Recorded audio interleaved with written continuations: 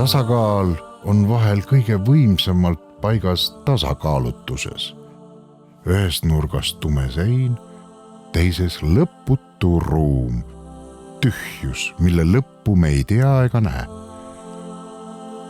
Alice Kase looming liigub sfäärides, mis ei oma seost harjumuspärase reaalsusega. Selles eksisteeriv ruumi ja tasapinna vastandus loob täiesti uue keskkonna. Jalad, mis kannavad sind iseenda õlgadel.